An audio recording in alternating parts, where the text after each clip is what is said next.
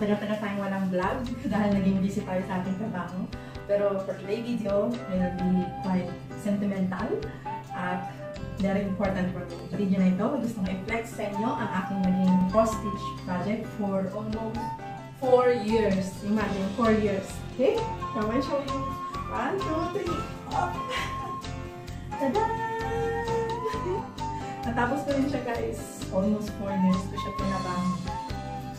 Dahil alam naman po ninyo, OFW tayo, hindi po tayo full-time na nag-cross-stitch. Ginagawa lang natin siya tuwing free time natin. Yan. Kaya inabot ko siya ng 4 na taon. So, for today's video, kapakita ko sa inyo kung paano natin siya lalabhan para maging malinis siya tingnan, mas malinis siya tingnan. Yan, dahil sa katagalan po natin, nagkakaroon ko siya, kung makikita lang yung mga corner niya, brown na ang kulay niya, hindi siya puti, ang brown na. Tapos ang kulay niya, naging medyo dark na rin last katagalan. So ngayon, lalabhan po natin siya. Samahan niyo po ako.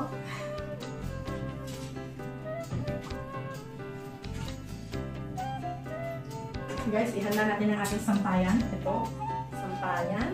At ang sabon para sa color ng clothes. Sabon. Guys, yung project natin is masyado mahaba. More than 1 meter siya. So, mas meron tayong bathtub dito. Gamitin natin ng bathtub para mas maging madali ang paglabas sa kanya. So, usually, maglagay lang tayo ng mga 1 cup liquid soap. Ayan.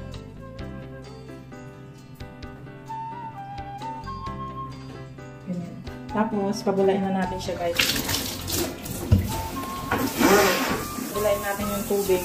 Hindi natin, guys, ilalagay yung laundry soap direkta sa cloth. Hindi pwede ganun kasi baka mamaya magkaroon ng epekto sa kulay ng mga sinulid. Yung soap, kailangan diluted siya sa tubig.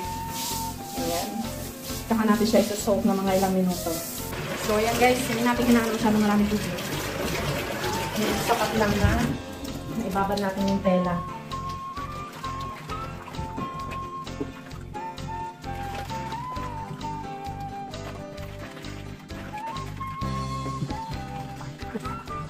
Okay, buwan na natin sa mga 5 to 10 minutes.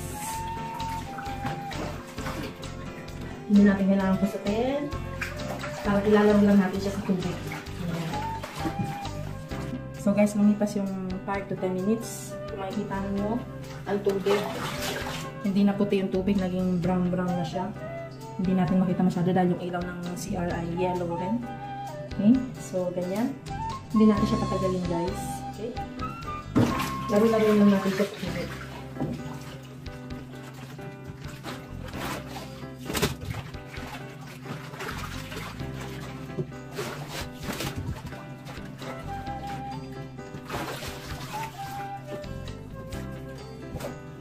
Palitan natin yung tubig. Para may yung tubig. Palitan natin ang bagong tubig.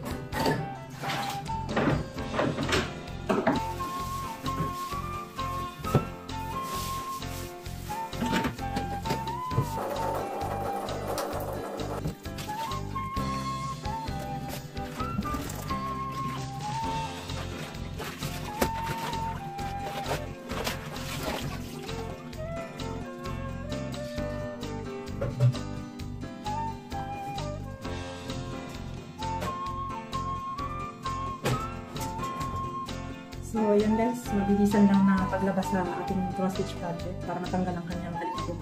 Kailangan guys, naka-lay to dry siya para hindi siya malupalupot.